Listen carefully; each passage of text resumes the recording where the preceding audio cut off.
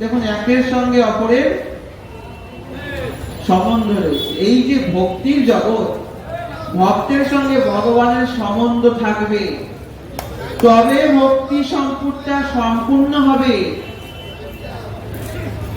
গোবিন্দ তোমার হৃদয়ে সদা গোবিন্দ বিশ্বাস। তোমার বলতে কার? বৈষ্ণবের হৃদয়ে সদা গোবিন্দ বিশ্রাম। ভাগবত বলছে স্বাধব হৃদয়ং মধ্যং সাধূনাং হৃদয়ং ত্যং মদনিত্যেন জানন্তি নায়হং তেভ্যমনাগ্রপি। স্বাধব হৃদয়ং মধ্যং সাধূনাং হৃদয়ং ত্যং। সাধকের হৃদয়ে সাধকের আরাধ্য ভগবান বাস করে, আর ভগবানের হৃদয়ে সেই সাধক বাস করে। অর্থাৎ ভগবানের হৃদয়ে ভক্ত বাস করে, ভক্তের হৃদয়ে ভগবান বাস করে। স্বাধব হৃদয়ং মধ্যং সাধূনাং হৃদয়ং ত্যং মদত্যেন জানন্তি নাহং তেভ্যমনাগপি।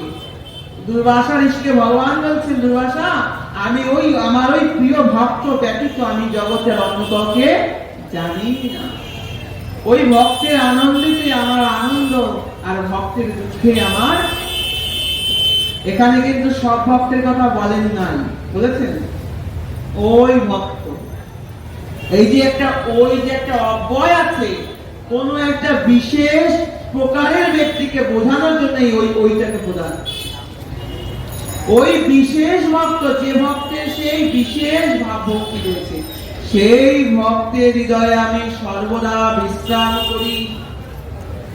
তাহলে আমাদের হৃদয়ে ভগবান নাই? আছেন তো, পরমাত্মা রূপে রয়েছে।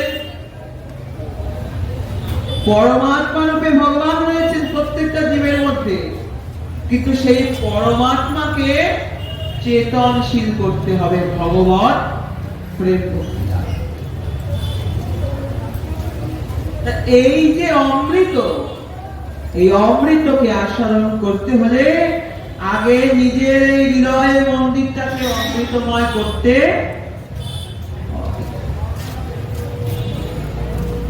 ভালো সুন্দর পরমান্ন রান্না করার পরে তারপরে যদি হাঁড়ি ধরে নর্দমায় ঢেলে দেওয়া হয়, ভালো লাগবে? এক হাঁড়ি পরমান্ন সুন্দর করে রান্না করলে খেজুরের গুড় সব, তারপরে সামনে ড্রেন নর্দমায় ফেলে দিলে, তারপরে ওখান থেকে তুলে খাওয়া যাবে? গ্রহণ করা যাবে? যাবে না। তো কথা বলবেন নরেশ। তা সেই রকম এই যে ভাব ভক্তি, ভগবান ভক্তি, রস চর্চা, অমৃত কথা। কিন্তু এই অমৃত কথাটাকে শ্রবণ করতে গেলে আগে আমার কর্মযুগল আর হৃদয়টাকে সুন্দর, সেই শ্রীমৎ মহাপ্রভুর কথা।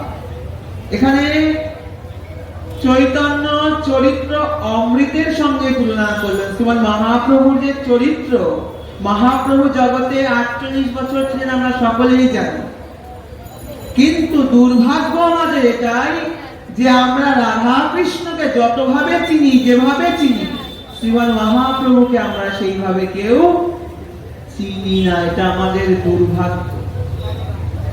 কেন দুর্ভাগ্য? যদি আমরা বৃন্দাবনে যাই, বৃন্দাবনে লোক কি বলে? রাধে রাধে। সবাই একবার বলুন, আর একবার বলুন, শ্রী রাধে। তা বৃন্দাবনের লোকেরা সবসময় কি বলছে? জয় জয় শ্রী রাধে। আপনি যদি পুরীতে যান, সেখানে কি বলে? জয় জগন্নাথ। আর নবদ্বীপে? আচ্ছা, আমরা যে জেলাতে বাস করি, জেলাটার নাম কি? নদিয়া জেলার মধ্যে এটা নবদ্বীপ, তাই না? তাই তো। তাই এই নদিয়ায় থেকে আমরা নিতাইয়ের নাম কয়বার নিই আর গৌরের নাম কয়বার নিই? একটু হাত তুলে বলুন তো। দিনে কয়বার নিতাইয়ের নাম গ্রহণ করি আর কয়বার এই গৌরের নাম গ্রহণ করি বলুন? করি কি?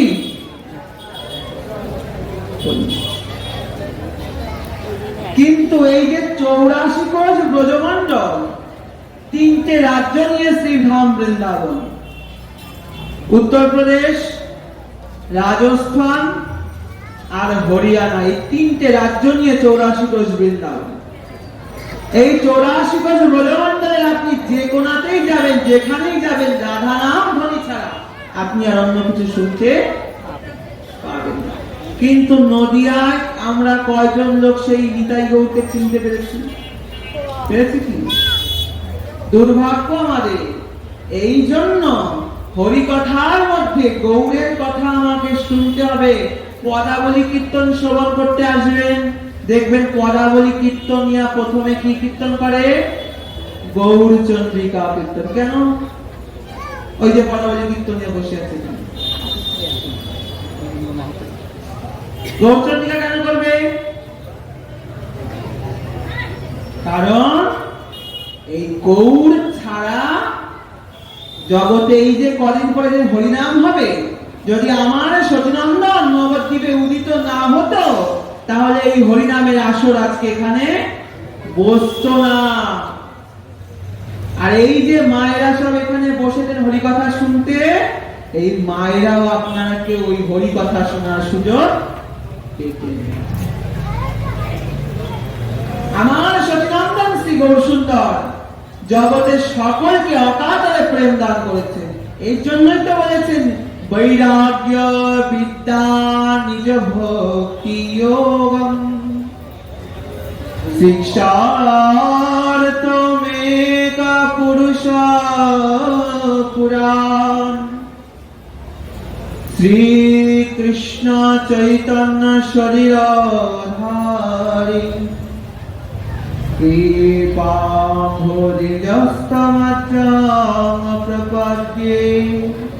কে বললেন এই শ্লোকটা? সার্বভৌম ভট্টাচার্য। যারা চৈতন্য চরিতামৃত জানেন তারা জানবেন সার্বভৌম ভট্টাচার্য। এই সার্বভৌম ভট্টাচার্য সেই তৎকালীন সময়ে একজন বিদগ্ধ পণ্ডিত ছিল। তা তিনি যখন মহাপ্রভুর পাদ পদ্মে নিজেকে অর্পণ করলেন, যখন বুঝতে পারলেন যে সেই মহাপ্রভুই সেই বেদের সরাট স্বতন্ত্র ভগবান পরমাত্মা, তখন তিনি মহাপ্রভুর উদ্দেশ্যটাকে জগতে জানানোর জন্য বললেন বৈরাগ্য বিদ্যা নিজ ভক্তি যোগম। তুমি জগতে বৈরাগ্য বিদ্যা শিক্ষা দিতে এসেছো প্রভু। মহাপ্রভুর শিক্ষাটা ভোগের নয়। হরে কৃষ্ণ। যে যেখানে জায়গা পাবেন বসে পড়েন, জায়গা নিয়ে মারামারি করবেন না।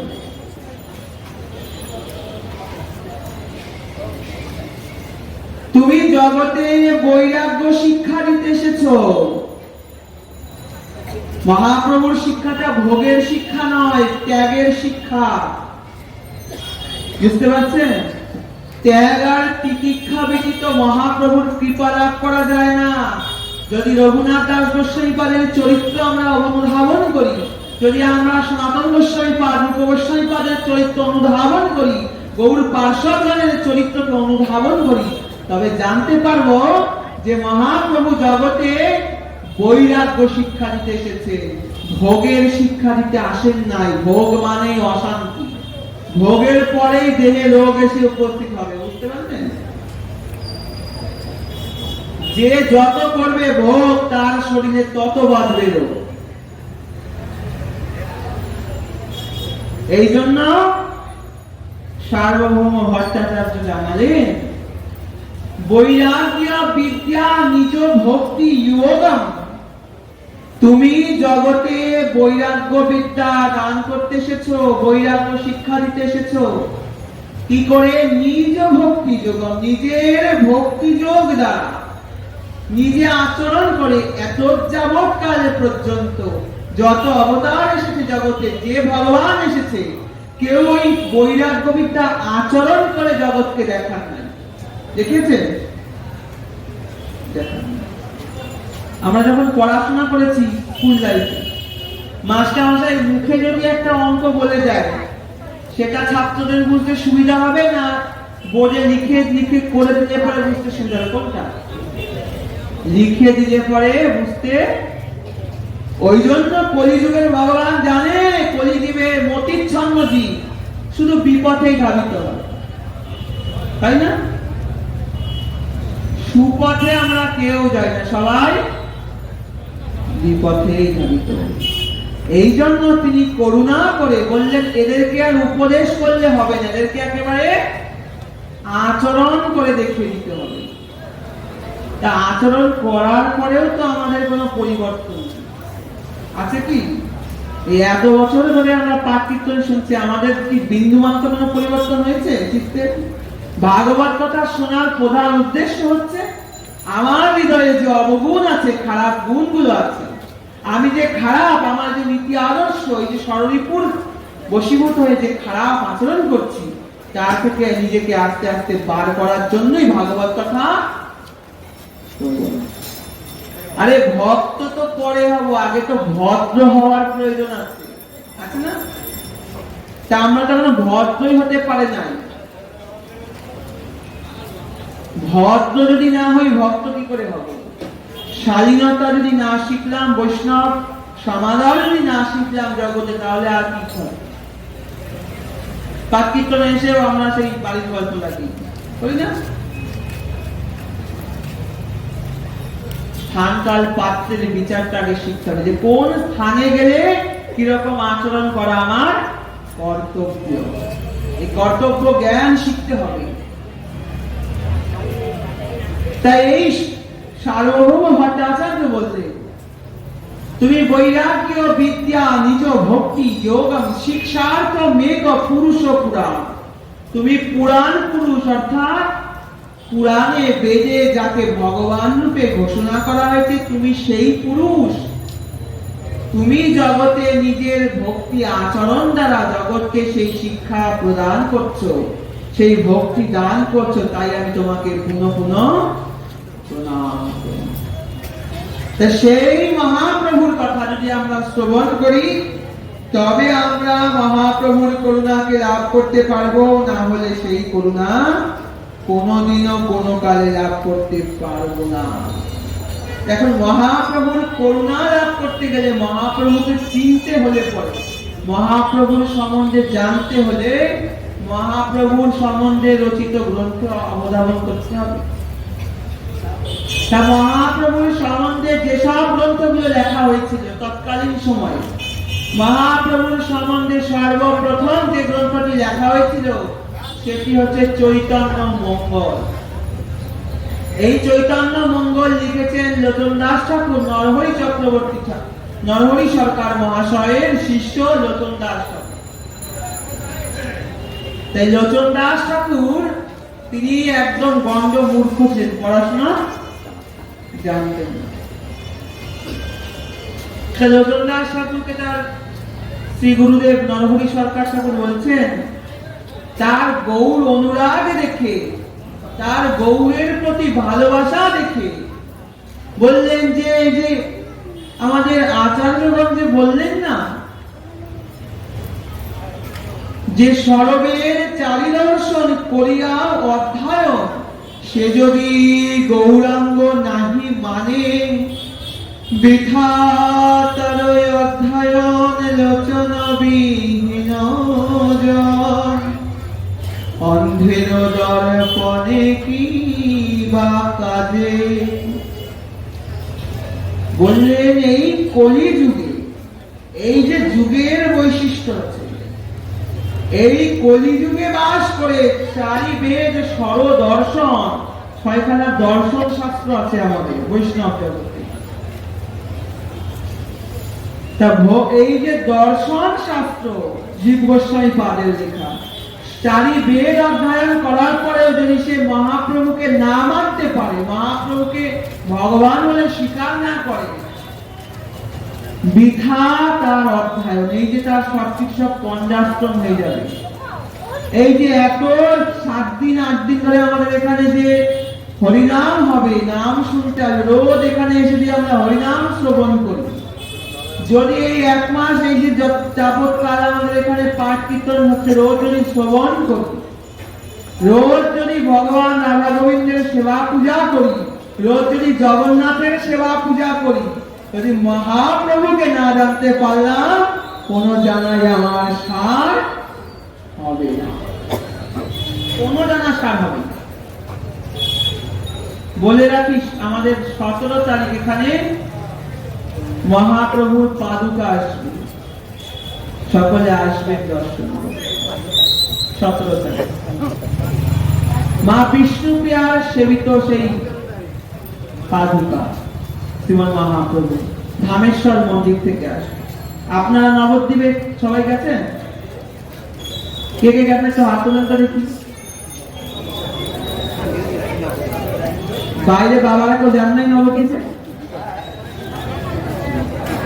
ধামেশ্বর মহাপ্রভুকে কে কে দর্শন করেছেন একটু হাত তোলেন তো দেখি। কয়েকজন মাত্র, তাই না? এই জন্য বৈষ্ণব সঙ্গীতে মন আনন্দিত, অনুক্ষণ সদা হয় কৃষ্ণ পরসঙ্গ। ধাম দর্শন যাত্রার সঙ্গে নয়, ধাম দর্শন একমাত্র বৈষ্ণবের সঙ্গে দেশে। এই নবদ্বীপ ধামে মা বিষ্ণুপ্রিয়ার ভাইয়ের গৃহ।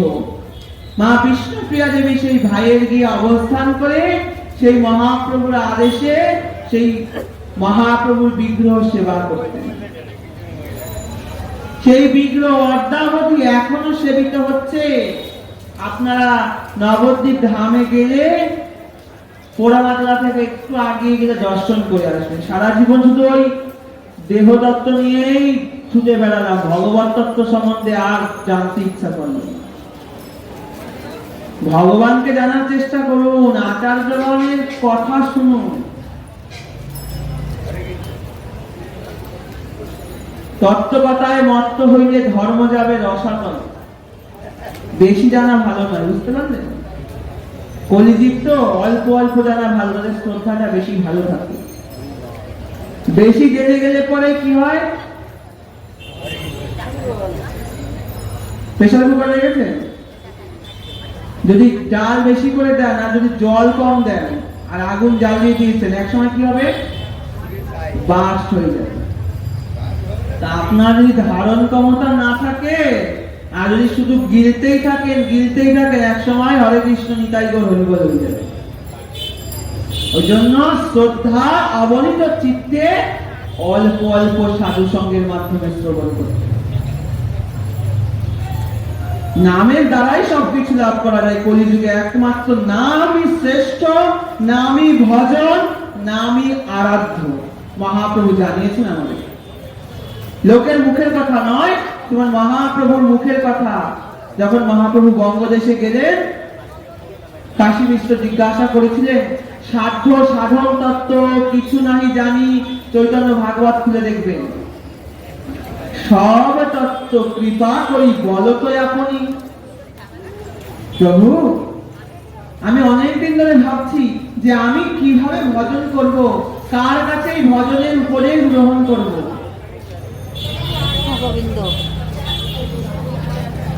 তা গতকাল রাতে আমি যখন ঘুমিয়েছিলাম, আমি আপনাকে স্বপ্ন দেখলাম। আর রাতে উঠেই আমি আপনার কথা শ্রবণ করে এখানে এসে দেখছি, আমি যাকে স্বপ্নে দর্শন করেছি সেই পুরুষ আর আপনি একই, একজন। তাই আপনার চরণে আমি অবনত হয়ে বলছি, প্রভু আমাকে কৃপা করে আপনি সেই উপদেশ দান করুন যে সাধ্য সাধন তত্ত্ব কিছু নাহি জানি, সব তত্ত্ব কৃপা করি বলতো আপনি। সাধ্য মানে গন্তব্য, যাকে পাওয়ার জন্য এত কিছু। সাধ্য যিনি স্ব আরাধ্য, আমার দ্বারা যিনি আরাধিত হবে, তিনি আমার সাধ্য। সাধ্যকে সেই ব্রজেন্দ্র নন্দন শ্রীকৃষ্ণ জন্য, সেই কলিযুগ পাবন অবতার শ্রী চৈতন্য মহাপ্রভু। আর সাধন কি? যে প্রক্রিয়াতে, যে পথে আমরা সেই সাধ্য বস্তুকে লাভ করব, তা হচ্ছে মহাপ্রভু কি বললেন? সাধ্য সাধন তত্ত্ব যাহা কিছু তাহা এক হরি নামেই তুমি পাইবে না। হরিনাম করো, হরিনাম করলে সাধন লাভ করতে পারবে। নামই সাধন। নাম চিন্তামণি কৃষ্ণ চৈতন্য রস বিগ্রহ, নামই সাধন। আর নামের মধ্যেই নামই আছে মধুর মূলতি, আর নামের মধ্যে সেই সাধ্য বস্তু ভগবানকে লাভ। এই নামটাকে শুদ্ধভাবে করতে হবে, বৈষ্ণব সান্নিধ্য লাভ করে নামকে জানতে হবে। এই যে শ্রীমন মহাপ্রভুর কথা আমরা শুনি, মা বিষ্ণু প্রিয়া দেবীর আরাধ্য ভগবান, মা বিষ্ণু প্রিয়া দেবী তিনি সচিনন্দন গৌরসুন্দরকে সেবা করেছেন। সেই মা বিষ্ণু প্রিয়ারই সেবিত পাদুকা আমাদের এখানে আসবে, আপনারা দর্শন করবেন। এই সুযোগ কখনো খেলায় হারাবেন না। নবদ্বীপে অনেকে গেছেন, দর্শন করেন নাই, অনেকে যান নাই নবদ্বীপে। লক্ষ লক্ষ টাকা, হাজার হাজার টাকা খরচা করে দীঘা যাই, কত জায়গায় ঘুরে আসি না? কিন্তু বাড়ির কাছে যে সেই গোলক বৃন্দাবন ধাম, গুপ্ত বৃন্দাবন, নবদ্বীপ ধাম রয়েছে, তা আমরা কেউ যাই। ভাগবতে বলছে, ভাগবতে জানিয়েছেন দ্বাদশ স্কন্ধটা আমাদের সকলের পড়া উচিত, তাহলে জানতে পারবেন বর্তমান সময় কি চলছে আর আগামীতে কি হবে। দ্বাদশ স্কন্ধ ভাগবতে জানিয়েছেন পরিষ্কার করে কলিযুগের বর্তমান। বলেছেন কলিযুগে মানুষ সামনে যদি কোনো তীর্থ থাকে, সেই তীর্থে যদি বাড়ির পাশে কোনো সাধু থাকে, বাড়ির সামনে যদি কোনো মন্দির থাকে, সেই মন্দিরের, সেই সাধুর, সেই তীর্থের কোনো কদর থাকবে না। মানুষের দূরে গিয়ে ভাব ভক্তি দেখাবে, বুঝলেন? হচ্ছে না তাই? এই জন্য মহাপ্রভুকে জানতে হবে। আমাদেরকে জানালেন চৈতন্য চরিতামৃত শ্রেয়তাং শ্রেয়তাং নিত্যং গীয়তাং গীয়তাং মুদা চিন্ততাং চিন্ততাং ভক্ত্যা চৈতন্য চরিতামৃতম শ্রেয়তাং শ্রেয়তাং নিত্যম। এই যে আমার যে অচেতন হয়ে যে আমার পরমাত্মা পড়ে আছে, এই অচেতন পরমাত্মাকে না জাগাতে পারলে কোনোদিন শ্রদ্ধার উদয় হবে না। আর আমার শ্রদ্ধার উদয় না হলে কোনোদিন এই পাঠ কীর্তনে আসা হবে? কুপার ক্যাম্পে 12টা ওয়ার্ড, এই 12টা ওয়ার্ড মিলিয়ে না হলেও কয়েক হাজার লোক আছে তো, এখানে পাঠ কীর্তন শুনতে কয়জন লোক এসেছে? কারণ তাদের পরমাত্মা এখনো উন্মোচিত হয় নাই, তাদের নিত্য কল্যাণের পথ তারা এখনো বুঝতে পারে নাই, তাই তারা মায়ার গণ্ডি পার করে এখানে আসতে পারে। আমার কথা একটু চাতা চলা কথা, কারণ ভালো লাগতেও পারে, না লাগতেও পারে। তো কবিরাজ গোস্বামীপাদ জানালেন যে এই যে পরমাত্মাকে তাকে যে জাগাতে হবে, সে যে ঘুমিয়ে আছে চিরতরে, তাকে জাগাতে গেলে কি করতে হবে? জীব কি করবে? আমাদের সংসারে কত কাজ আছে না? সকালবেলা থেকে শুরু করে ঘুম থেকে উঠেই সেই ঝাঁট দেওয়া, ঘর মোছা, বাসন মাজা, চা খাওয়া, কত কাজ। তারপরেও সব কিছু করার পরেও এত সহজে কিভাবে ভাব ভক্তি লাভ করতে পারবো, সেই কথা আমাদেরকে মহাদেব জানাচ্ছে। বলেন সব কিছু করো, কিন্তু এই সবের মধ্যে একটা বস্তুকে মাথায় রাখো, শ্রেয়তাং শ্রেয়তাং নিত্যং, নিত্য শ্রবণ করো। যখন আমরা কাজ করি তখন আমাদের কানে কি তুলো বুঝে রাখি কি রাখি না তো?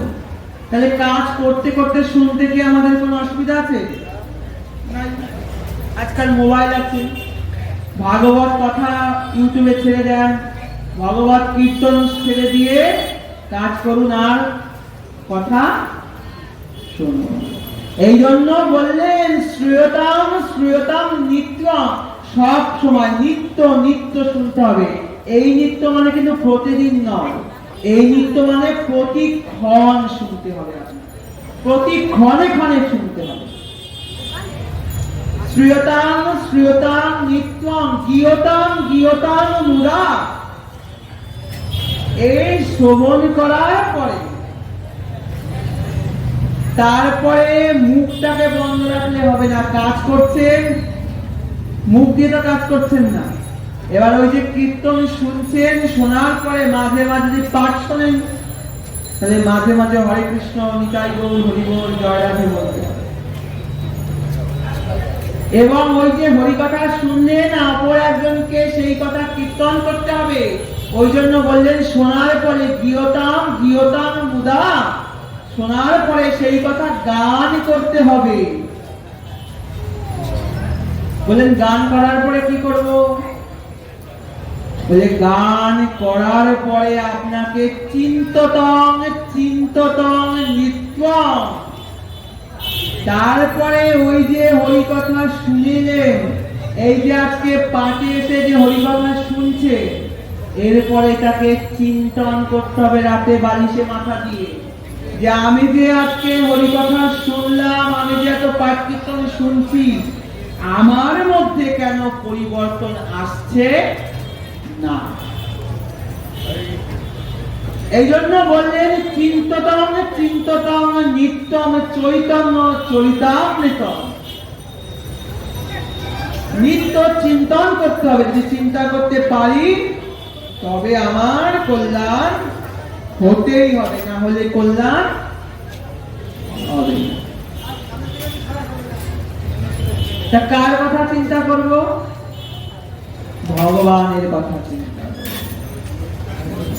কলিযুগের যিনি আরাধ্য ভগবান, সেই সচিনন্দনের কথা চিন্তা করব, যিনি আমাকে করুণা করে কৃপা করে এই নদিয়ায় জন্মগ্রহণ দিয়েছেন, নাম শোনার সুযোগ করে দিয়েছেন। পশ্চিমবাংলায় এমন অনেক অনেক জায়গা আছে যেখানে এই হরিনাম হয় না। এই যে আমি গতকাল বাড়িতে আসলাম প্রোগ্রাম থেকে, আমাদের বীরভূমে প্রোগ্রাম ছিল। জায়গাটা হচ্ছে কেন্দ্রসরাই, বিষ্ণুপুর, বীরভূম থেকে অনেক ভিতরে, ঝাড়খণ্ডের বর্ডার লাগোয়া একেবারে। তো সেখানে আমাদের ভাগবত সপ্তাহের অনুষ্ঠান ছিল। তাই এক একদিন আপনারা বিশ্বাস করবেন না, না হলে 5 থেকে 7 হাজার করে লোক হয়। মানে দূর দূরান্ত থেকে দেখছি লোকেরা লরি করে, যার সাইকেল, যার যেমন সামর্থ্য, সবাই এসে দেখছি পাঠ শুনছে। রাত্রির 12টা পর্যন্ত পাঠ কীর্তন হচ্ছে, 12টা পর্যন্ত লোকে পাঠ কীর্তন শুনছে। একজন আমার কাছে এসে বললো, বাবা আমাদের এখানে এরকম পাঠ কীর্তন হয় না, আমরা শুনতে পাই না। তাই সারা রাত বসে যদি হয়, আমরা সারা রাত বসে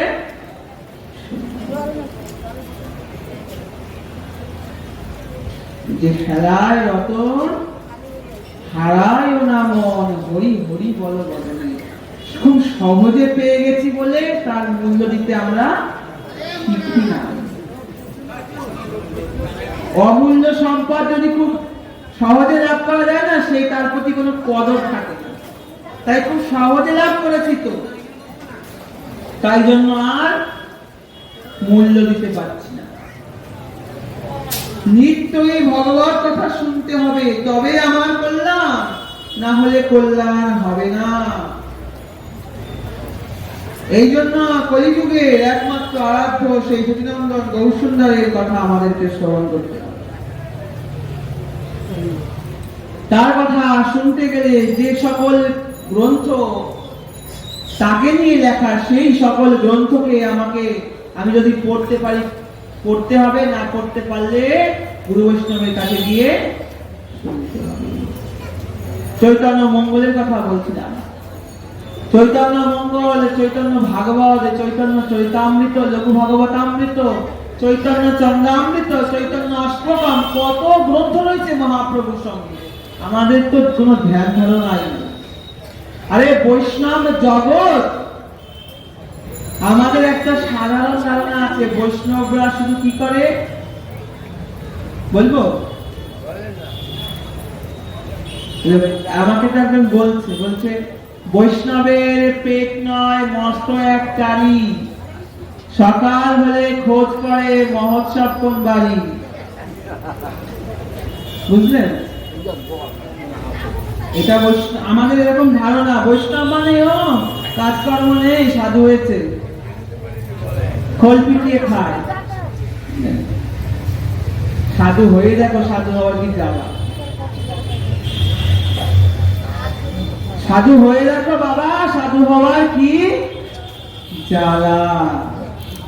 রাধারানী বলেছিলেন না, রাধারানীকে জগতে সবাই কৃষ্ণ কলঙ্কিনী বলে, বৃন্দাবনের লোকেরা। ও মা, একটু কথা কম বলে। হরে কৃষ্ণ। শেষ করে দেবো। রাধারানী বলেছিলেন বলে বৃন্দাবনে, জানো শোনো না, এই জগতের সবাই আমাকে কলঙ্কিনী বলে গালি দেয়, কৃষ্ণ কলঙ্কিনী বলে। গোবিন্দ বলছে তুমি কি বললে? বলছে আমিও রাগ করে তাদেরকে অভিশাপ দিয়েছি। কি অভিশাপ দিয়েছো?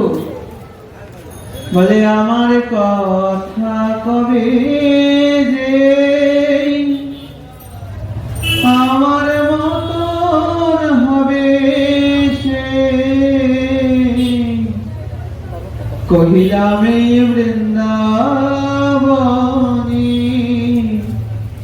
বৃন্দাবনে বসি। রাধারানী বলছে যে আমি যে কেন কৃষ্ণ বলে কাঁদি, তা আমার তো না কাঁদলে তো বুঝবে না। তুমি আমাকে যখন কলঙ্কিনী বলে গালি দিচ্ছ, ঠিক আছে, আমি তোমাকে অভিশাপ দিচ্ছি, তুমি আমাকে কৃষ্ণ বলে কাঁদবে। এবার বলুন তো, রাধারানী আমাদেরকে অভিশাপ জন্য আশীর্বাদ করলো? আশীর্বাদ।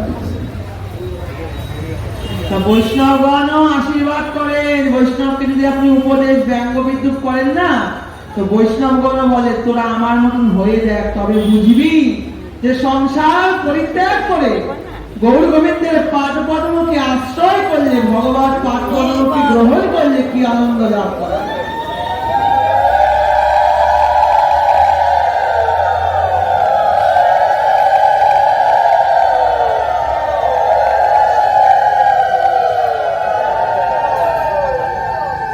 গৌর গোবিন্দের পাদ পদ্মে কি আনন্দ, কি করুণা, কি প্রেম, জগতের অন্য কোন বস্তুর দ্বারা তার পরিমাপ করা যায় না, যাবে না।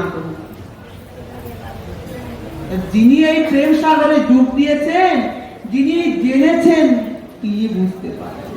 এই বৈষ্ণব জগৎ কত গভীর, কত সমাদৃত জগৎ। এই জগতে শুধু খাওয়া দাওয়ার ব্যাপার নয়। এমন ভাববেন না যে বৈষ্ণব জগৎ মানে শুধু হচ্ছে গিয়ে পরের বাড়ি গিয়ে শুধু খোল পিটিয়ে খেয়ে বেড়ানো, না, এরকম নয়। অনেক জানার বিষয়, অগাধ শাস্ত্র সমুদ্র। কত গ্রন্থ রয়েছে গোস্বামীগণের, কত গ্রন্থ। আমাদের মতন দুর্ভাগা মাতৃষ জীব আমরা সেই সব কথা জানতেই চাই না, চেষ্টাই করি না, জানি না, বুঝি না, বোঝার চেষ্টা। বৈষ্ণব জগতে কত কত গ্রন্থ মহাপ্রভুর সম্বন্ধে, হায় রে কপাল, কিন্তু আমাদের সেই মহাপ্রভুকেই জানতে পারলাম না। কি দুর্ভাগ্য, যে নামে আসলে এসে গড়াগড়ি দিচ্ছি, যে নামে আমরা কান্না করছি, সেই নামের স্রষ্টা, নামের দাতা, নামের আরাধ্য ভগবান সম্বন্ধে আমাদের এখনো পর্যন্ত কোনো জ্ঞান। সবার বাড়িতে রাধা, অনেকের বাড়িতে থাকে না, আবার প্রায় যদিও বা অনেকের বাড়িতে আছে রাধা গোবিন্দের চিত্রপট, মানে ফটো, প্রায় সবার বাড়িতেই মোটামুটি আছে। কিন্তু সত্যি কথা বলুন তো মা, আমার নিতাই গৌরের ফটো কয়জনের বাড়িতে আছে? আছে কয়েকজনের বাড়িতে, যারা জানে বোঝে তাদের বাড়িতে। আরে আমার নিতাই চাঁদ, আমার গৌর চাঁদ, এই বঙ্গভূমি, এই নদিয়ার সন্তান, তাকে না জানতে পারলে কখনো ওই বৃন্দাবন বিহারী করুণা লাভ করা যাবে না। এই জন্যই তো বললেন গৌর মন্ডল ভূমি দেবা জানে চিন্তামণি তার হয় ব্রজ ভূমি বাস। ব্রজভূমে বাস সবার হয় না মা, গৌর অনুরাগী না হয়। দেখবেন গৌরচন্দ্রিকা প্রথমে কেন কীর্তন করে? কারণ হৃদয়টাকে আগে মহাপ্রভুর ভাব ভক্তি দিয়ে হৃদয়টাকে আগে সুন্দর করে গুছিয়ে নেয়, সুন্দর করে সাজিয়ে নেয় সেই বৃন্দাবনে যাওয়ার জন্য। তাই প্রথমেই নবদ্বীপ ধামের ভজন। এই নবদ্বীপ ধামের ভজন না করলে কোনো সাধক সেই ব্রজের ভজন করতে পারবে না। ভজনের দুটি স্বরূপ আছে, একটি স্বরূপ নবদ্বীপ ধামের, একটি স্বরূপ ব্রজের। দুটি স্তর রয়েছে সাধকের জীবনে, একটি নবদ্বীপ, একটি বৃন্দাবন। দুটি যোগপীঠ, দুটি সেবা, সবকিছু দুটি করে, একটি নবদ্বীপ ধামের সেবা, একটি বৃন্দাবন ধামের সেবা। আলাদা নয় কিছু, আলাদা কিছু নয়, কিন্তু আস্বাদনের জন্য, আস্বাদনের জন্য, এটাকে সহজ করার জন্য আমাদেরকে মহাজনগণ সেই পন্থা দেখিয়েছেন। তাই আচার্যপাদ বললেন গৌর মন্ডল ভূমি যেবা জানে চিন্তামণি তার হয় ব্রজভূমে বাস। বৃন্দাবন যাওয়ার জন্য 2 থেকে খুব লাভ হয়। বৃন্দাবন যাবো, বৃন্দাবন নবদ্বীপে কয়বার যায়? নবদ্বীপ ধাম অখিল গৌরাঙ্গ গণের পদাঙ্কিত রজধাম, মহাপ্রভুর পদাঙ্কিত ধাম, নিতাইচাঁদের পদাঙ্কিত ধাম। বৃন্দাবন বললেন না বিহরে গঙ্গার তীরে সেই ধীর সমীরে বৃন্দাবন দাস কহে জানিয়া, বৃন্দাবন দাস কহে জানিয়া। বৃন্দাবন দাস ঠাকুর জেনে বুঝে এই কথা বলেন, না জেনে গোস্বামীগণ, না জেনে আচার্যগণ কোনো কথা বলেন না। বুঝা গেল? আমাদের মতন মাতৃশ জীব আমরা না জেনে না বুঝে লোককে, জগতের লোককে ভুল পথে চালিত করি না। আমার কাছে একজন যদি কোনো ভগবত তত্ত্ব উপদেশ শ্রবণ করতে আসলো, ভালো কথা শুনতে আসলো, আমার হয়তো সেই সম্বন্ধে কোনো জ্ঞান নাই বা আমি অত ভালো বুঝি না, কিন্তু আমি যদি এখন বলি যে আমি তো ভালো বুঝি না, তাহলে আমি ছোট হয়ে যাব। তাই তাকে একেবারে 9-6 করে বুঝিয়ে তাকে আমি বিপথে চালিত করি না। কিন্তু আচার্যগণ, মহাজনগণ, এই জন্য মহাজন গতস্য পন্থা, মহাজনগণ না জেনে বলেন না বিহরে গঙ্গার তীরে সেই ধীর সমীর। ধীর সমীর কাকে বলে? যমুনা পুলিনে কদম্ব কাননে কি হেরিনু সখিয়া, সে যে শ্যাম বংশীধারী মণি মঞ্চ করি করে লীলা রসরা। তা এই যে সেই শ্যাম বংশীধারী যিনি বৃন্দাবন পুলিনে কদম্ব কাননে যমুনার তীরে যিনি বিচরণ করেছিলেন, তিনি আজ এই নদিয়ায় নবদ্বীপে এসে গঙ্গার তীরে তীরে বিচরণ করছেন। ওই জন্য বৃন্দাবন দাস ঠাকুর বললেন বিহরে গঙ্গার তীরে সেই ধীর সমীর। সেই ধীর সমীর, বৃন্দাবন ধীর সমীর এখনো রয়েছে, যেখানে গোবিন্দ ত্রিভঙ্গ ললিত হয়ে বংশী নিয়ে কদম্ব বিক্ষিপ্তে দাঁড়াতেন। জায়গাটার নাম হচ্ছে ধীর সমীর। অর্থাৎ সমীর শব্দের অর্থ হচ্ছে কি? নদীর তীর। আর ধীর মানে স্থির।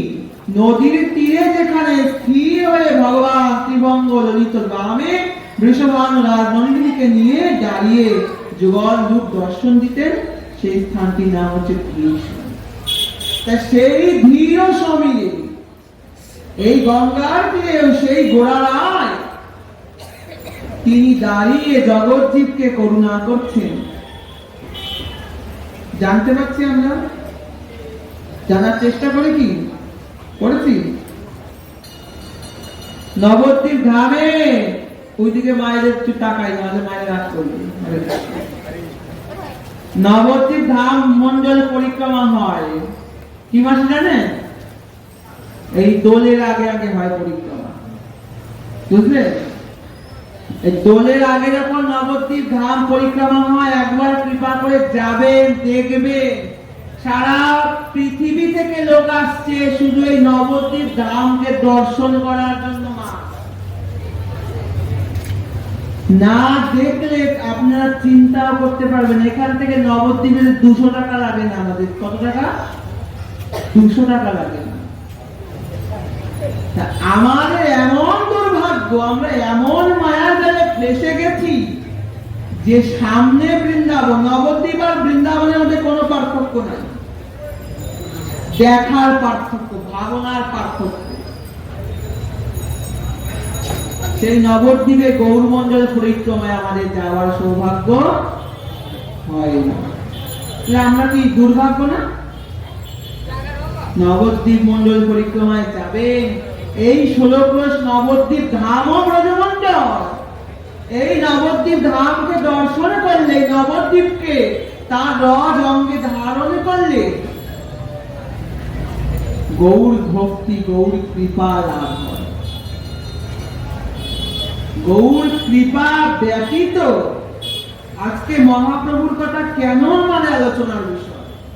তাকে না জানলে হরিনাম সংকীর্তনের কোনো প্রাধান্যতা নাই। আছে?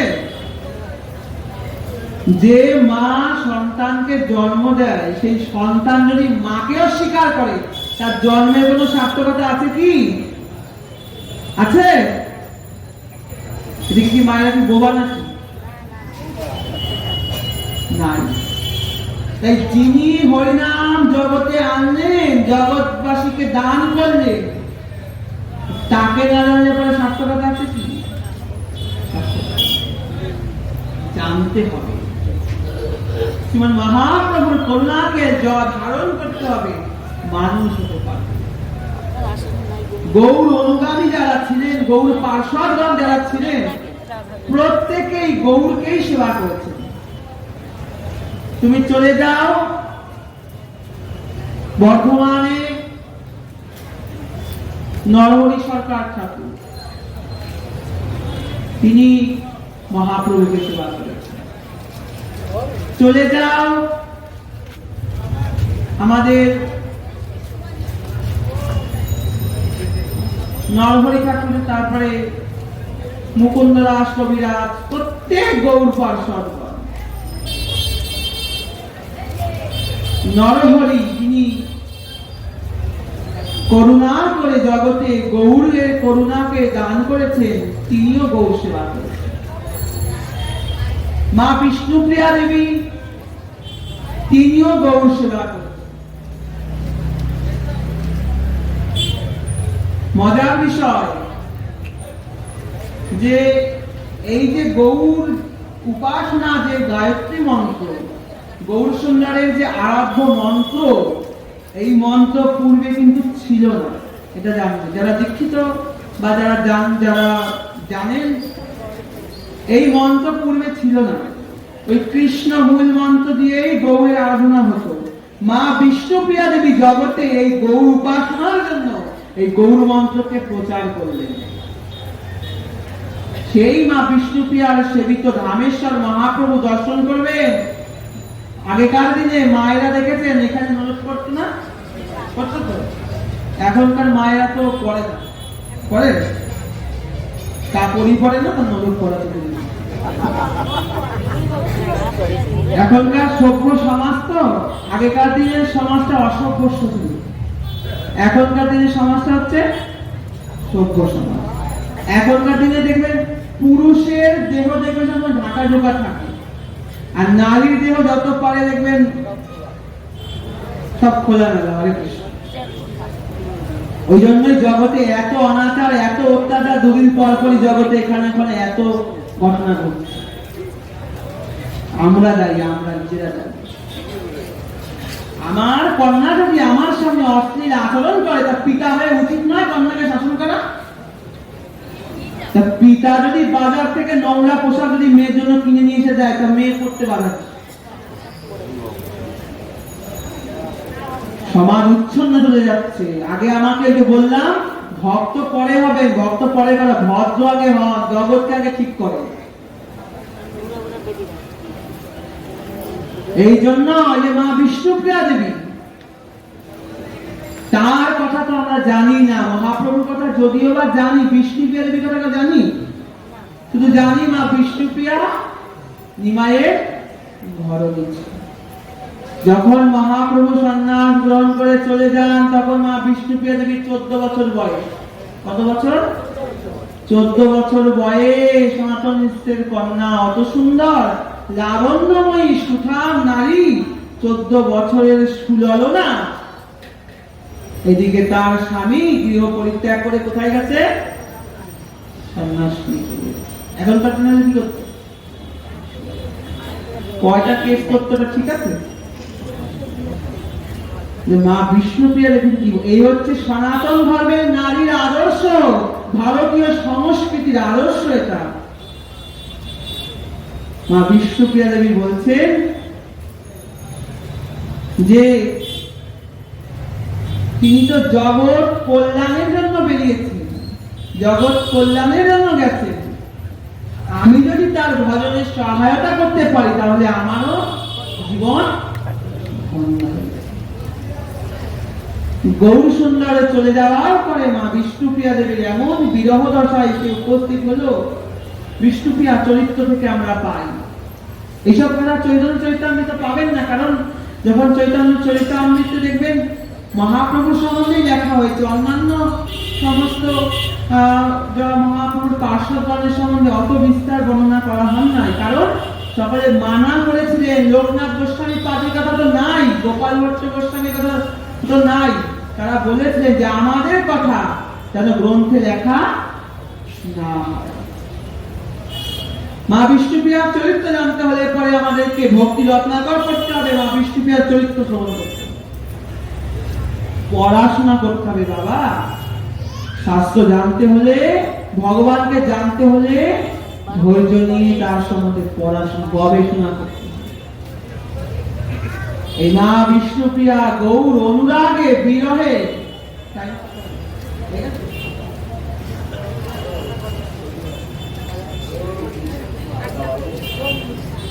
নয়টা পর্যন্ত।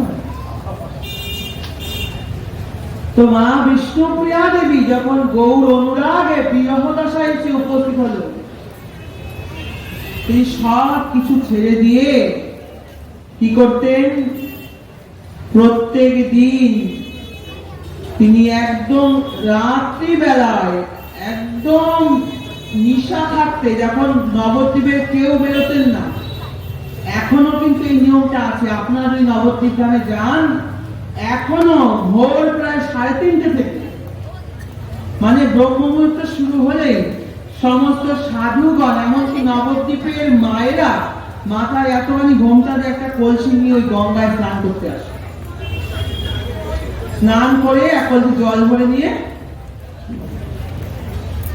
মা বিষ্ণুপ্রিয়া দেবী ওই ভোর রাত্রে উঠে স্নান করতে যেতেন। যখন নবদ্বীপের কেউ সেখানে, সবার অলক্ষ্যে স্নান করে এসে ঘরে দরজা দিয়ে সারাদিন বসে বসে হরিনাম করতেন। আমাদের তো হরিনামে অরুচি আসে, গৌর কৃপাটা যে লাভ করবো এমনি এমনি মুড়ি মুড়কি না, হরিনাম করবো না, জপ করবো না, ধ্যান করবো না, আমি করবো না, একাদশী ব্রত করবো না, ভগবানের প্রসাদ গ্রহণ করবো না, যা ইচ্ছা খাবো, যা কিছু করবো গৌরের কৃপা নিতে। ওই যে বললাম, মহাপ্রভু আমাদের ত্যাগ ধর্ম শিখাতে এসেছে। মহাপ্রভুর ভক্তের হয় বৈরাগ্য প্রধান, তাহা দেখে প্রীত হয় গৌর ভগবান। চৈতন্য চরিতামৃতে বৈরাগ্য জানতে হবে, হৃদয় বৈরাগ্য আনতে হবে, ভোগকে বাদ দিতে হবে, ত্যাগের পথকে অবলম্বন করতে হবে।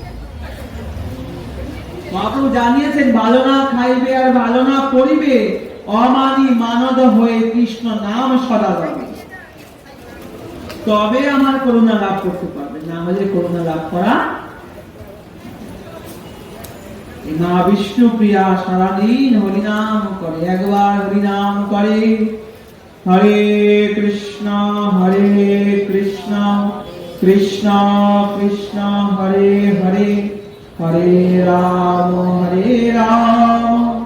রাম রাম হরে।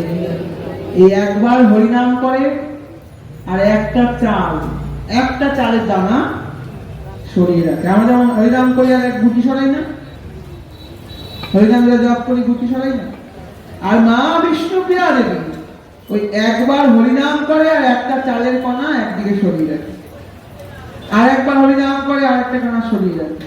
এই সকাল থেকে সন্ধ্যা পর্যন্ত হরিনাম করে, আর সন্ধ্যাকালে সারাদিন হরিনাম করার পরে, আচ্ছা বলুন তো একটা একটা করে যদি চাল সরাই আর হরিনাম করে, সারাদিনে কতগুলো চাল হবে? এক মুঠ হবে কি? হবে? যদি এক মুঠো হয় 50 গ্রাম, 100 গ্রাম, এর বেশি কি হবে? এক বস্তা হবে কি?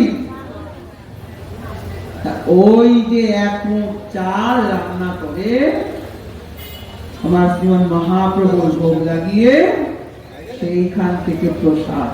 এই হচ্ছে দেখুন গৌর অনুরাগ। ভক্তি এমনি এমনি হবে মা, ভক্তির জন্য সাধন করতে হবে। সাধন বিনা সাধ্য বস্তু কেহ নাহি পায়। লেকচার দিলে ভক্তি লাভ হবে না, লোকের বাহবা কুড়াতে পারবো, অমুক গোসাই অনেক জানে, জানেন লেকচার দিচ্ছে আপনাদের, ভিতরে কিন্তু কিচ্ছু না। সত্যি বলছি, করজোরে বলছি, এই হৃদয় মন্দিরটা সত্যি সত্যি সুন্দর। আপনারা কৃপা আশীর্বাদ রাখবেন যেন জীবনের শেষ দিন পর্যন্ত আমি যেন আমার মহাপ্রভুর সেবা করে আর গৌর কথা কীর্তন করতে করতে জীবনের শেষ নিঃশ্বাসটাকে পরিত্যাগ করতে পারি। নরোত্তম ঠাকুর বলেছেন না, নরোত্তম ঠাকুর মহাশয় বলেছেন যে আমার প্রাণ বায়ু যায় যেন গৌরাঙ্গ বলিয়া।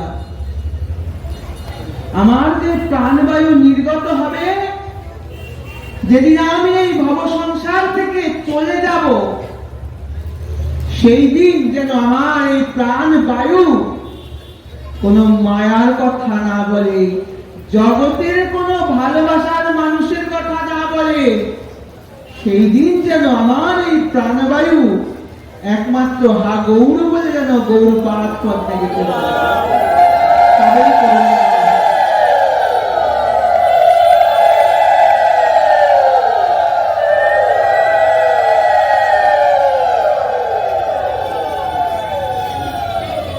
তাই উপদেশ নয়, আচরণের দ্বারাই ভগবত কৃপা লাভ হবে। কেউ ভাববেন না উপদেশের দ্বারা কোনোদিন কেউ ভগবত কৃপা লাভ করতে পারে। আচরণ না করলে কখনো ভগবানের করুণা লাভ করা যাবে না। সামনে জন্মাষ্টমী ব্রত আসছে মা, সবাই ব্রত পালন করবেন, সবার ঘরে জন্মাষ্টমী উৎসব পালন করবেন। যদি ঘরে ছেলে মেয়ে থাকে তারা যদি ব্রত নাও করে, তাদেরকে সঙ্গে করে নিয়ে, যার ঘরে গোপাল আছে যদি গোপাল না থাকে, ভগবানের ফটো আছে, যা আছে তাতে মালা পরাবেন, দোকান থেকে মিষ্টি আদি যা কিছু পারেন ভগবানকে ভোগ লাগাবেন।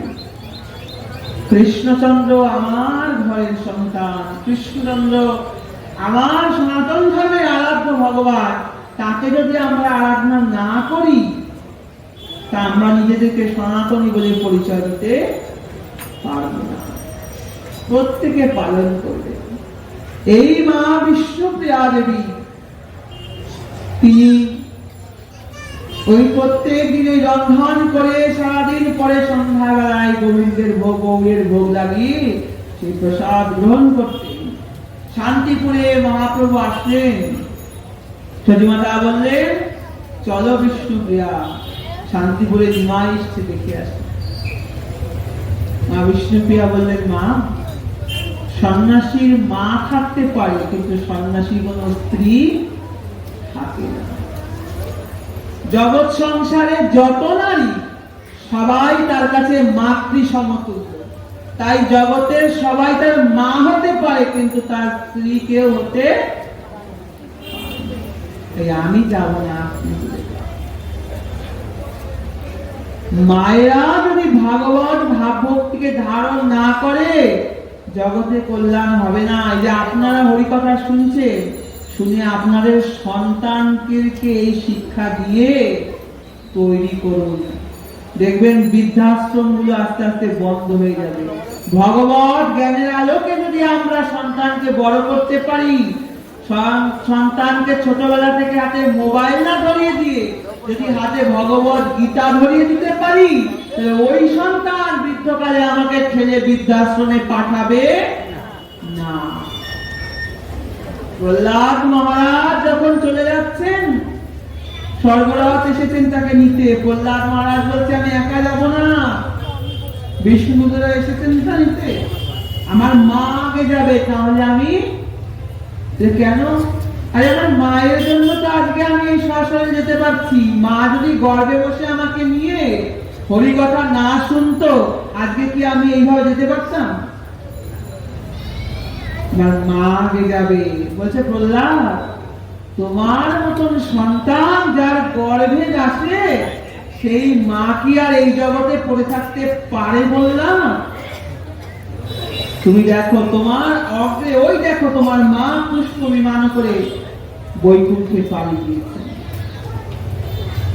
কৃষ্ণ ভক্ত সন্তান যদি হয়, সেই সন্তান আপনাকে ইহকাল পরকালের বন্ধু হবে,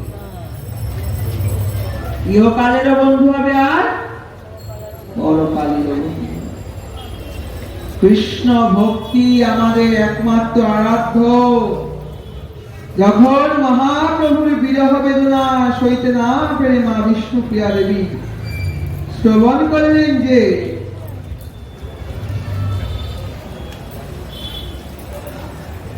ভগবান শ্রীমান মহাপ্রভু তিনি এই জগৎ থেকে চলে গেছেন,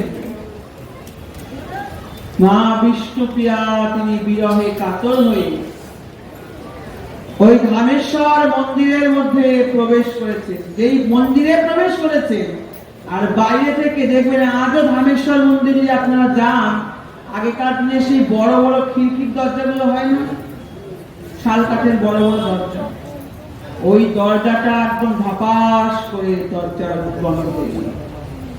মা বিষ্ণুপ্রিয়া দেবীর ভিতরে রয়েছেন, তার ভাইয়েরা, তার অনেক ভক্তগণ, অনেক ডাক্তারকে অনেক কিছু করার পরে যখন দরজা খুলছেন না, তারা ক্রন্দন করছেন। কিছুক্ষণ পরে হঠাৎ করে দরজা খুলে যায়। যেই দরজা খুলে যায় দেখে যে মা বিষ্ণুপ্রিয়া ওই মন্দিরের মধ্যে আর কোথাও নাই। কোথায় গেল? মন্দিরের মধ্যে প্রবেশ করলো, গেলটা কোথায়? প্রমাণ রেখে গেল ওই যে আগেকার দিনে মায়েরা যে নাকে নলট করতো না, এখানে দেখছো ওই নলটটা শ্রীমান মহাপ্রভুর নাকে দুলছে। সবাই বুঝতে পারলেন যে মা বিষ্ণুপ্রিয়া এই শ্রীমান মহাপ্রভুর মধ্যেই কেন শক্তি, তো তিনি হচ্ছেন মহাভগবানের শক্তি। শক্তি কখনো শক্তিমানকে ছাড়া থাকতে, এই হাতটা তত সময় পর্যন্ত শক্তি আছে যত সময় হাতটা এই দেহের সঙ্গে যুক্ত আছে। হাতটা কেটে বাদ দিলে পরে হাতটা আর কিছু করতে পারবে? আমরা যে জীব, আমরা সেই পরমাত্মা, সেই ভগবানের সঙ্গে সম্পর্ক যুক্ত বলে আমাদের এত বাহাদুরি। যেদিন এই প্রাণ পাখি উড়ে পালিয়ে যাবে আর কোনো বাহাদুরি থাকবে না। কে রাজা, কে প্রজা, কে ধনী, কে গরিব, সেদিন আর কোনো বিচার।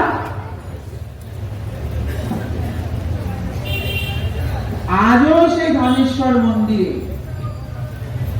মহাপ্রভুর নাকের নজরটা এখনো পর্যন্ত পড়িয়ে রাখে। বসন্ত পঞ্চমী, সরস্বতী পুজোর দিন,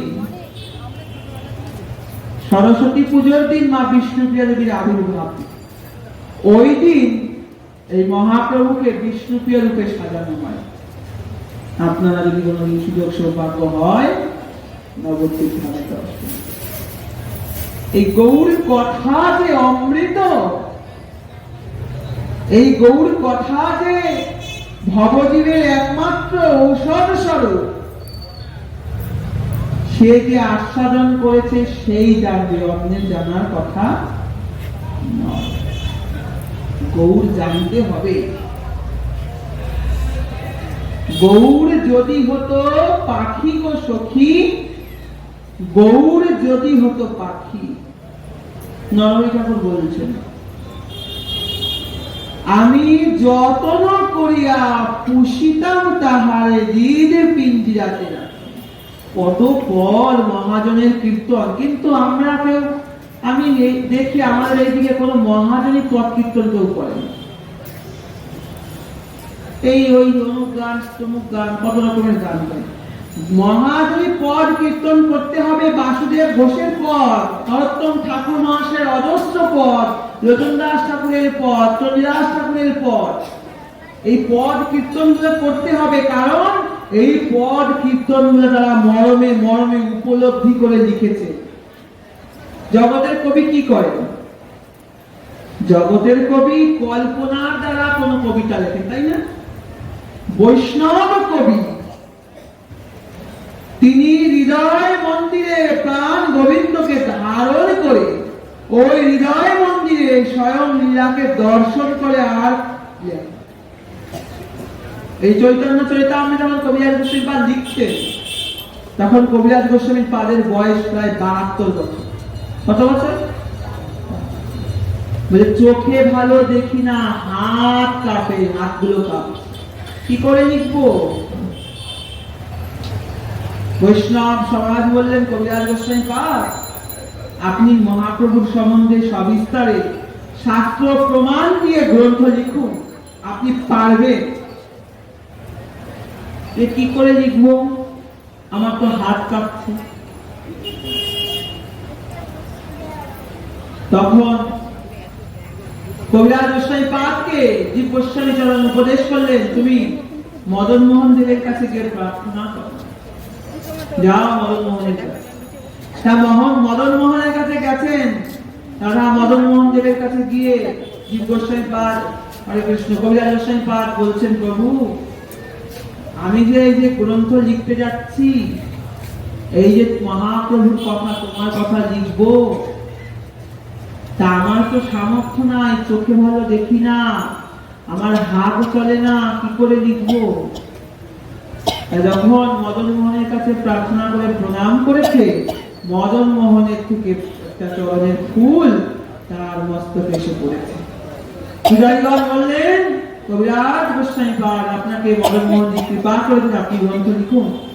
আপনি স্বপ্ন আদেশ করলেন যে কবিরাজ গোস্বামী পাদ, তুমি কলম ধরবে, শুধু কলমটা তুমি ধরবে, লিখবে কে? মদন মোহন। স্বয়ং ভগবান লিখেছেন এই চৈতন্য চরিতামৃতের কথা। কোথায় বসে লিখেছেন তো জানেন? চৈতন্য চরিতামৃত সম্বন্ধে আমরা অনেকেই জানি, তাই তো? কোথায় বসে লিখলেন জানি? রাধা কুঞ্জে বসে লিখেছেন। ভজনের শ্রেষ্ঠ শীর্ষ স্থান রাধা কুঞ্জ। সে রাধা কুঞ্জে বসে চৈতন্য চরিতামৃত লেখার পরে সমস্ত বৈষ্ণব সমাজ সমাদৃত করে সব বাহবা করছেন কবিরাজ গোস্বামী পাদের। বাহ, প্রামাণিক গ্রন্থ তো। আমি যে বলছি একটা কথা আপনাকে বললাম যে এই রানাঘাটে বা এই কুপার ক্যাম্পে আজ থেকে 40 বছর আগে এইটা ছিল, তার প্রমাণ দিতে হবে না? হবে তো? শুধু মুখের গল্প বললে হবে? লোকে তো শুধু ভাগবত আসলে এসে গল্পই বলে, গল্প বললে কি হবে? কাজ প্রামাণিকতা চাই, প্রমাণ চাই। তা প্রামাণিকতা দ্বারা, দর্শন দ্বারা, যুক্তি আর তর্ক দিয়ে দর্শন তৈরি হয়। যাদের ফিলোসফি সম্বন্ধে জ্ঞান তারা বুঝে। এই দর্শন যুক্তি আর তর্কের দ্বারা খণ্ডন করে কবিরাজ গোস্বামীপাদ চৈতন্য চরিতামৃত লিখেছে। এই গ্রন্থ দার্শনিক গ্রন্থ, এই গ্রন্থ সাধারণের বোঝার ক্ষমতা নাই। যখন লিখলেন এই গ্রন্থ, সবাই সমাদৃত করে বললেন, বাহ, খুব সুন্দর গ্রন্থ, প্রামাণিকতার সঙ্গে লিখেছে। ওই জন্য মহাপ্রভু রায় রামানন্দ সংবাদে বলেছেন, দেখবেন, প্রভু কহে রায় পর শ্লোক সাধ্যেরও নির্ণয়। বলেন না? বলেছেন। অনেকদিন পরে দেখা হয়েছে, একটু এক কাপ চা, এক কটা মুড়ি নিয়ে আসলে গল্প করি।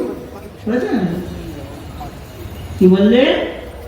প্রভু কহে রায় পর শ্লোক সাধ্যেরও নির্ণয়।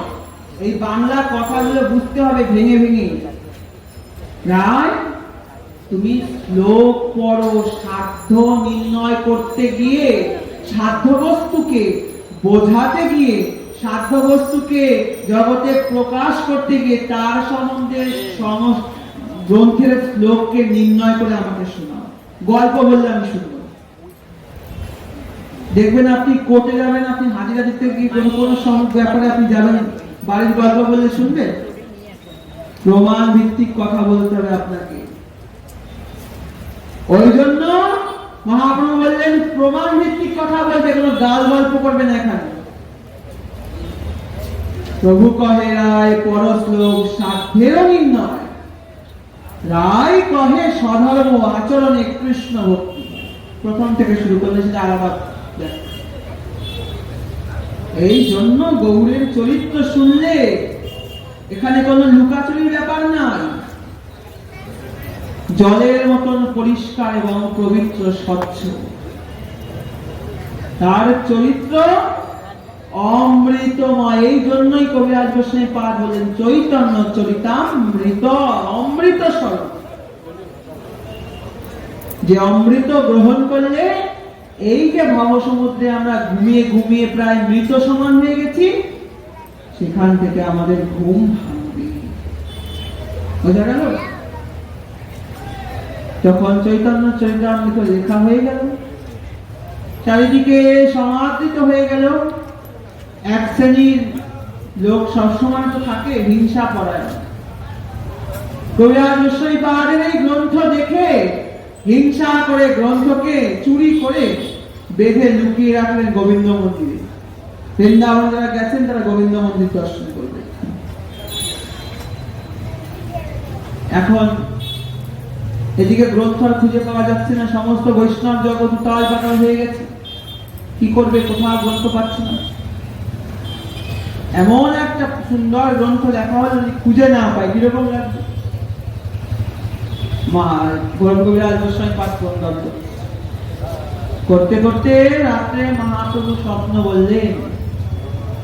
স্বপ্নাদিষ্ট হয়ে মহাপ্রভু বললেন, কবিরাজ, কাল সকালে তোমার সমস্ত ভক্তগণ নিয়ে তুমি গোবিন্দ মন্দিরের সামনে আসবে, ওখানে সমস্যার সমাধান। যখন গোবিন্দ মন্দিরের সামনে এসেছেন, গোবিন্দ মন্দির তখন খোলা হয়নি, ভোরবেলা চলে গেছে। দেখবেন যার হরিকথা শোনার আগ্রহ থাকে, আগ্রহতেই তো সবকিছু, শ্রদ্ধাতেই তো সবকিছু আগে আগে আসে। আর যার শ্রদ্ধাটা অত গাঢ় হয় না, কোমল শ্রদ্ধা, যাবো বাড়ির সব কাজ শিখে শুনে যাবো। এই যে কবিরাজ গোস্বামীপাদ যখনই শুনলেন গোবিন্দদাকে উপদেশ করেছেন, সঙ্গে সঙ্গে ভোরবেলায় লোকজন নিয়ে চলে গেছেন গোবিন্দ মন্দিরে। আর যখন গোবিন্দ মন্দিরের দ্বার খুলেছেন, দেখেন চৈতন্য চরিতামৃতকে স্বয়ং ভগবান শ্রী গোবিন্দ বক্ষে আলিঙ্গন করে। তাহলে স্বয়ং ভগবান যে গ্রন্থকে হৃদয়ে সম্প্রীতে ভরে রেখেছে, তার কথা, সেই গ্রন্থের কথা শ্রবণ করলে আমাদের কল্যাণ হবে কি হবে না? যাদের বাড়িতে মহাপ্রভুর আলেখ্য চিত্রপাঠ নাই, নিতাই গৌরের আলেখ্য নাই, তারা নিশ্চয়ই বসাবে। বুঝতে পারছেন? কলিযুগে আরাধ্য ভগবান, তাকে উপাসনা করতে হবে, না হলে আমাদের সবকিছু বৃথা হয়ে যাবে। বৃথা তার অধ্যয়ন লোচন ও বিহীন জন, অন্ধের দর্পণে কি বা কাজ? অন্ধের কি আয়নার প্রয়োজন হয় নাকি? হয়। ভক্তি জগতে প্রবেশ করার পর যদি মহাপ্রভুকে না জানতে পারলাম, মহাপ্রভুর সেবা না করলাম, তাহলে অন্ধের দর্পণের মতন কাজ হবে, যাই সেবা করি না। গৌরের চরণকে আশ্রয় করেই অন্য কিছু সেবা,